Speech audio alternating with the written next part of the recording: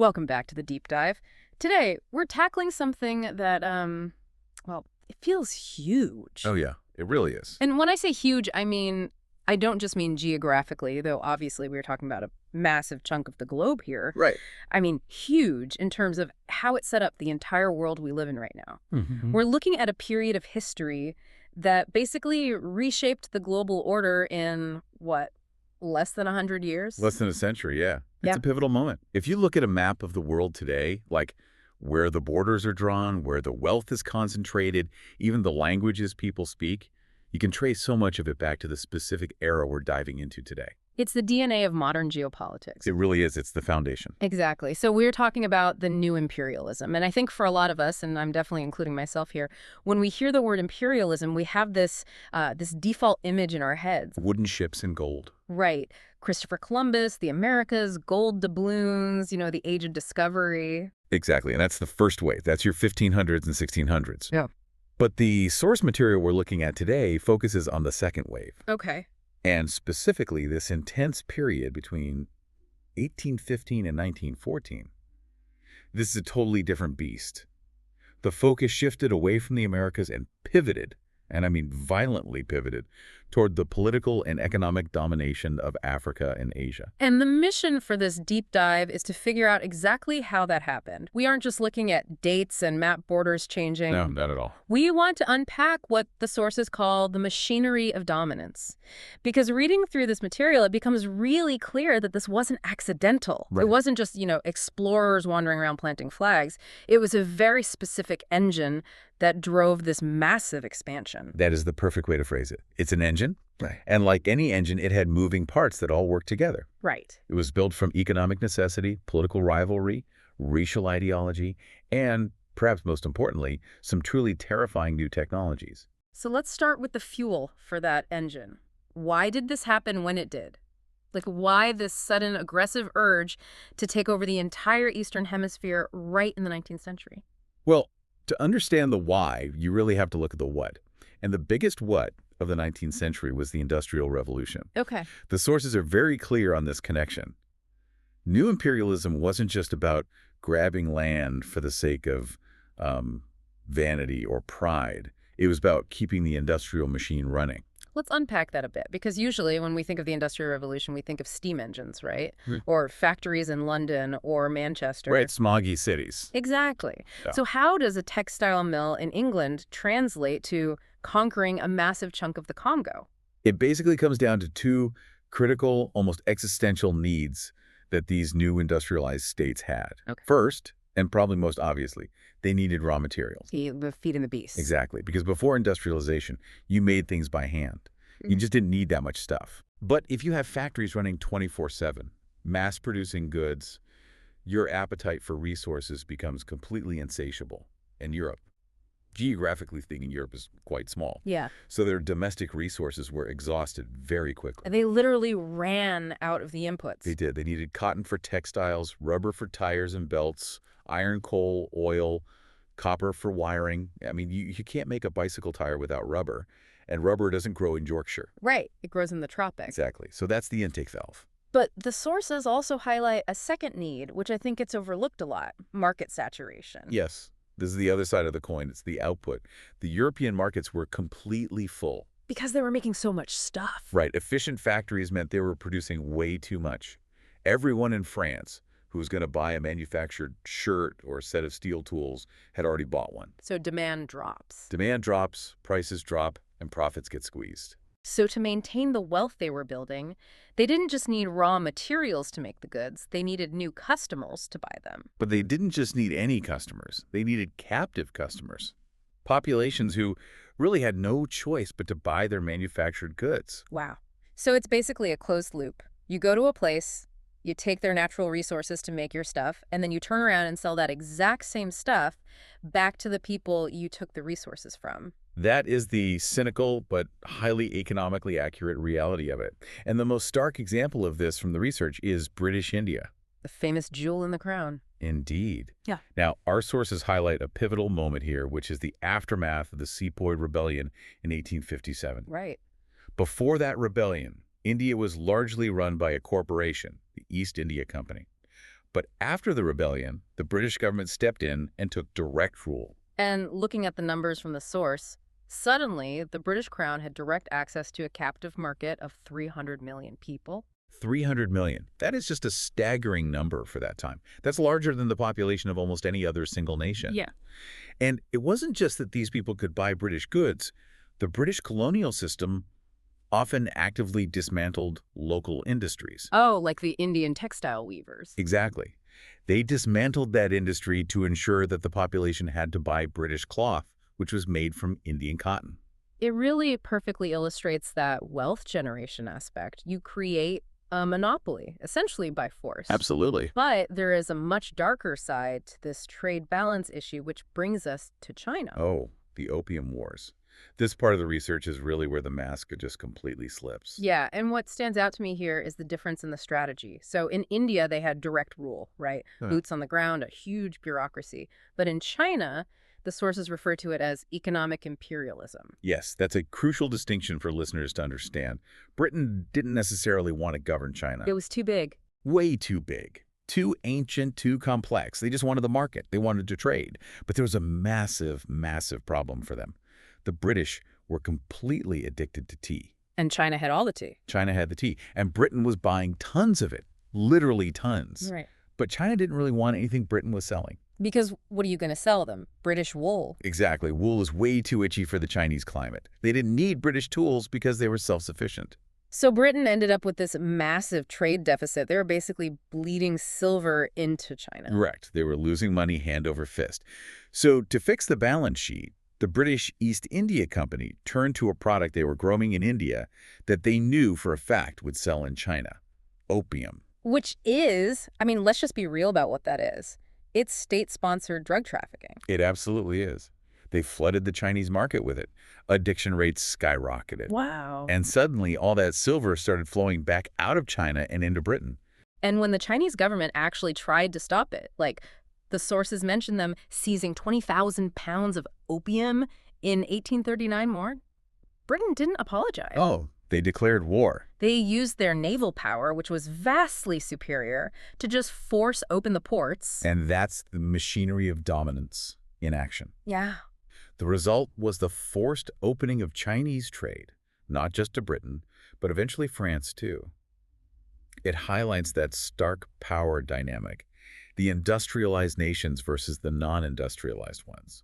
It wasn't a negotiation, it was a shakedown. It really was. But, you know, reading through this, we have to be careful not to think this was only about money or resources. Right. If we connect this to the bigger picture, we really have to talk about the ego, the political rivalry. Definitely. Because when you look at the timeline of the scramble for Africa, it feels like a giant, chaotic game of Risk. Yeah. These colonies weren't just banks, they were trophies. Well, we're talking about national prestige here, because the map of Europe was pretty much set at this point, right? Exactly. The borders were locked.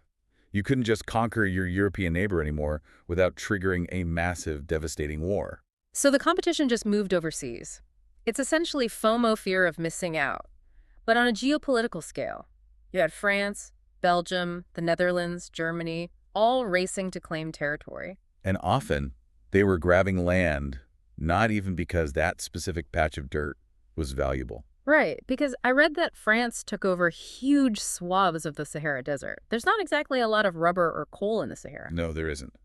But the logic was, if France has it, Britain doesn't. Ah. It was a frantic race to prevent rivals from gaining any ground. Plus, there were strategic assets involved. You needed naval bases and coaling stations. Like gas stations for the steamships. Precisely. You had to protect those global trade routes we just talked about. The sources mention the agents of King Leopold of Belgium mapping the African interior. And that wasn't just scientific curiosity. That specific action triggered a frantic land grab. It really did. Leopold is a prime example of this tension. He hired explorers to map the Congo Basin, ostensibly for science and charity, but really to stake a claim before the French or the British could get there. Wow. And that heightened tensions across the entire European continent. But here is where it gets really interesting and honestly really heavy. Yeah. How do you justify this? How does a country like Britain or France, which prides itself on, civilization and liberty and the rule of law, justify taking over half the world and subjugating millions of people? Well, you need a story. You need a moral veneer. A PR campaign, essentially. Precisely. And the sources detail exactly how they constructed that moral framework. It relied heavily on a completely distorted version of science, specifically racial ideology. And this is where we run into social Darwinism. Yes. Now, Charles Darwin, we talk about biology, right? Yeah. Animals, natural selection, and nature. Right. But these social theorists took his biological concepts and totally twisted them. They applied survival of the fittest to human societies. So the argument was basically, hey, we have the machine guns in the factories, therefore we are biologically superior. Correct. They started viewing international relations as a biological struggle. So if they were winning and conquering, it wasn't because they were greedy or violent. It was nature. Exactly. It was because they were destined by nature to rule over what they categorized as weaker or primitive civilizations. That is incredibly convenient. It's the ultimate convenience. It completely absolves the conqueror of guilt. It turns violent conquest into a natural, inevitable phenomena, kind of like gravity. And that logic bleeds right into the civilizing mission, right? This is something the French really leaned into, the mission civilisatrice. That's the one. It frames the entire project of conquest as benevolence. The public narrative wasn't, we're going to steal their resources. Right. It was, we're going to bring them the glories of Western culture. We're bringing Christianity, we're bringing modern medicine, we're bringing order. It certainly sounds a lot better when you pitch it to the public that way. It turns the invader into a savior. It does. But then, in the source material, you also have Rudyard Kipling. The white man's burden. Yeah. And that poem is, well, it's really tough to read today because it is explicitly racist. We have to be clear about that. It is. But we have to report on it because it was incredibly influential at the time. Yeah. Kipling characterized non-Europeans in that poem as half devil and half child. Man. And the core idea he pushed was that the white man had a duty, a heavy burden, essentially, Yeah. to govern and serve these people who supposedly couldn't possibly govern themselves. It's deeply patronizing. But reading it, I can see how effective it would be as propaganda. If you're just an average citizen in London or Paris reading the paper, this tells you that your empire isn't greedy, it's a force for good. Exactly. It turned exploitation into a charitable act in their minds. It garnered broad public support for wars that, behind closed doors, were really just about profit and prestige. It made the average citizen feel like they were part of a grand moral crusade. So, okay. We have the economic drive, the hunger for raw materials, we have the political drive, the massive global competition, Yeah. and we have the ideological cover story to make everyone feel okay about it. Right.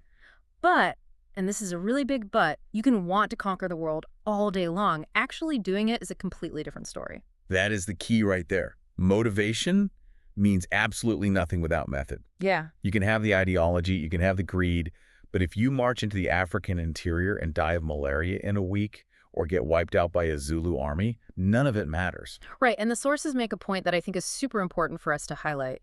Indigenous populations did resist. They absolutely fought back. Oh, fiercely. It wasn't like they just rolled over and let this happen. Absolutely not. Yeah. The Zulu, the Ethiopians, the Chinese, there was incredibly fierce, highly organized resistance. Yeah. But they were ultimately overcome by a massive disparity in technology.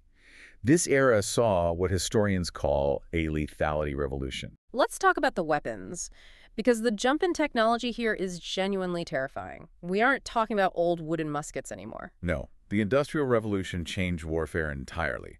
First, you have the mini-ball and rifled barrels. Rifling. That's the grooves cut into the inside of the barrel, right? Yes, it spins a bullet as it exits, kind of like a nicely thrown football. Right.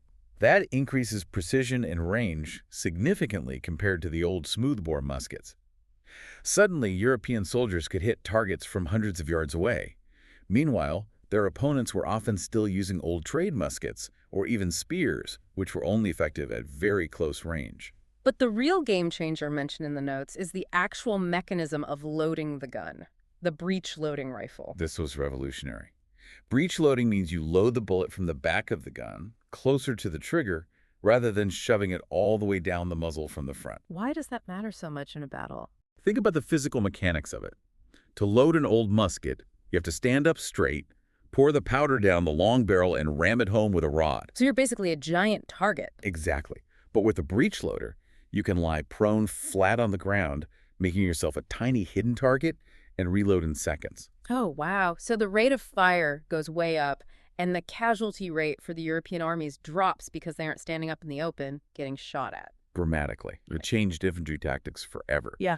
But the ultimate force multiplier, really the grim reaper of this whole era of new imperialism, has to be the machine gun. The Maxim gun. The Maxim gun. It used the energy of its own recoil to eject the spent cartridge and load the next bullet. It was fully automatic. Completely automatic. It was capable of firing hundreds of rounds per minute. There's a quote from Hilaire Belloc in the source material that just completely sums this up. Whatever happens, we have got the Maxim gun and they have not. That sums up the entire power dynamic. It allowed very small European detachments to absolutely devastate massive indigenous forces. Wow. At the Battle of Omdurman in Sudan, the British forces killed over 10,000 modest warriors, while losing fewer than 50 men themselves. 10,000 to 50. Yes. It completely industrialized death. It made the basic math of resistance impossible for these indigenous armies. It's chilling. Really chilling. But, bullets aren't the only thing that kills you when you're invading a totally new environment. The sources mention that before this specific era, the African interior was basically a death trap for Europeans. Yes, it was often called the white man's grave. And that wasn't because of violence, primarily. It was because of disease. Malaria. Malaria was a massive, impenetrable barrier. For centuries, Europeans essentially stayed on the coastal edges of Africa, because if they tried to go inland, they just died. So how did they finally get past that barrier? Science. Specifically, a major discovery by French scientists. Quinine. The sources call it the tool of empire. That's exactly what it was. It's extracted from the bark of the cinchona tree. Quinine fought off malaria. So it was a cure. Not exactly a cure, but it was a very effective prophylactic. It allowed armies and colonial administrators to physically penetrate the continent and actually survive living in the interior for long periods. It's wild to think that a tiny pill was just as important as a machine gun in conquering a continent. Truly. Without quinine, the scramble for Africa likely wouldn't have happened, or at least definitely not nearly as fast as it did. The biological barrier was just as strong as any army until quinine broke it down. And right on top of that, you have Louis Pasteur and germ theory coming into play around the exact same time. Right. Just understanding that germs cause disease led to antiseptics and modern anesthesia. Yeah. That meant soldiers survived combat wounds that used to be a guaranteed death sentence. It meant you could keep a standing army healthy in a tropical climate. It was a medical revolution that actively facilitated a political one. Amazing. So we have the weapons to kill the enemy and the medicine to keep your own guys alive. But the last piece of the puzzle here is infrastructure. Because how do you actually control all this territory? I mean, India is huge. Africa is massive. Steamships and railroads. Those are the arteries of the empire. We mentioned steam earlier with the factories, but here we're talking about pure logistics. Exactly. Before steamships, you were completely at the mercy of the wind and the ocean currents. You couldn't easily sail up a major river like the Congo or the Niger against the current. But with a steam engine on your boat, you can just punch right into the heart of the continent. You can move troops in rapidly, and even more importantly for the investors back home, you can move resources out. Yeah. You can get that raw rubber and cotton to the coast efficiently. Yeah. And railroads did the exact same thing on land. They cemented control by connecting the deep extraction points straight to the ports. And then the technology that I think is the most modern in its implication, the telegraph. Ah, the Victorian internet. It really was undersea cables connecting entire continents. Think about the massive change in governance that caused. Before the telegraph, if you were a British governor sitting in Bombay, a message from London took months to reach you. Right. You were basically on your own. You had almost total autonomy. But with the telegraph, It was nearly instant. This allowed for unprecedented centralized control. You could sit in an office in London and direct military or economic affairs in Bombay, Cape Town, or Hong Kong in real time. wow. It tightened the grip of the metropole, the home country, over the colony. It created a synchronized global system of dominance. And finally, there's a smaller but super interesting detail the sources bring up here. Photography. Yes, this loops right back to the moral veneer we discussed. They used photography as direct propaganda. It's like Instagram for empires. In a way, yeah. They could document the expansion, carefully curate the images, and send those pictures back home to reinforce their chosen narrative. Show the troops building things. Exactly. Showing the civilized British or French troops bringing order to the so-called chaos It made the empire feel very real and tangible to the voter sitting back home, which completely reinforced that ideological support. It really was a complete package. The machinery was all-encompassing. You have the economic engine, the ideological fuel, and the technological gears all turning together perfectly. It was a synergy. And that's the word I really want listeners to hold on to today. Synergy. Let's wrap this up with that exact thought. What does this synergy mean for us, the listener, today? It means that new imperialism wasn't just one single thing. It wasn't just superior guns, and it wasn't just corporate greed. It was a specific, potent combination of industrial demand, racial justification, and medical and military breakthroughs. That synergy is what allowed a handful of European nations to dominate the entire globe. And as we mentioned right at the start of the show, if you want to understand the modern geopolitical map, or why global wealth is distributed the way it is right now, like why the global north has the money and the global south supplies the resources, you really have to look at this period. Absolutely. The structures built during this time, the global trade routes, the borders that were just drawn with rulers on a map without any regard for local ethnic groups, the deep economic dependencies, they didn't just vanish when these empires eventually fell. We are still living inside the house this machinery built. That is a really heavy thought to leave on, but I do have one more thing for you to chew on before we go. We spent a lot of time talking about technology today. Steam power, telegraphs, machine guns. We usually look at those things in history books as tools of progress, right? Signs of human advancement. We do. We see them as stepping stones to the modern world we enjoy. But based on this deep dive into the sources, you have to ask yourself, should we actually view them primarily as tools of control? Machinery specifically designed to shrink the world for the benefit of a very small few. That is the provocative question. Because technology is rarely neutral. It usually serves the specific interests of the people who build and fund it. Right. And if the answer is yes, that they are tools of control, what are the equivalent tools of control connecting and maybe controlling our world today? Is it the internet? Is it AI? Is it the algorithms that feed us our daily information? Now that is really something to think about. Thanks for joining us on this deep dive. We'll see you next time.